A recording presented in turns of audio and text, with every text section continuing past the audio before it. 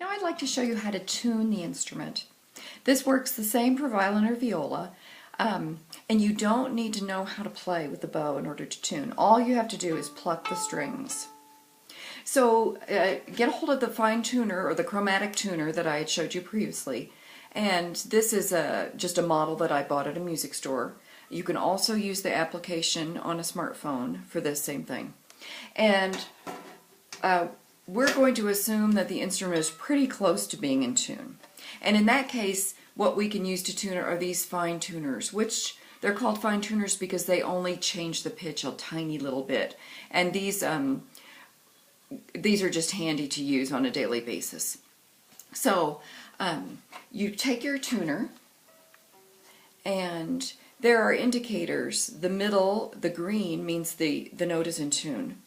And then if this little sign that looks like sort of like a little B means flat, and that means that the note is a little bit too low. And if it's on this side, the sharp sign or the number sign, that also means that it's a little bit higher than it should be. So you just pluck the A, and always start with the A. It's a good habit to get into because that's the way orchestras tune. So pluck the A, and you can see it's in the red, and it's a little bit lower than that note needs to be. So you adjust your fine tuner, and it just works the same way as any screw. It's lefty-loosey, righty-tighty. So you turn it just a little bit clockwise to the right, and then check again, and it's getting a little bit closer to the green. We're just going to turn it a little bit more, and it's just a little bit more in the red.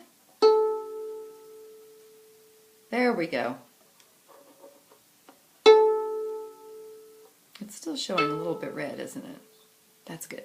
So, and you can see actually that this changes even with me talking. So it responds to any note that you hear. So this will work on the D string, and it'll tune it to a D, and then the G, and you can see my G is off, and then the A, and this also of course works with the C string. So you can tune all the strings that way just by plucking. Now let's say that the instrument took a spill or was in a cold car for quite a while, and they really react to the temperature change. So I'm tuning my A down just for demonstration, but now this is quite a bit lower than it should be. So if you can tell that the string is really far off, so check your fine tuner and see. It'll actually give you a letter name and say what that is, and then you'll know you need to go higher.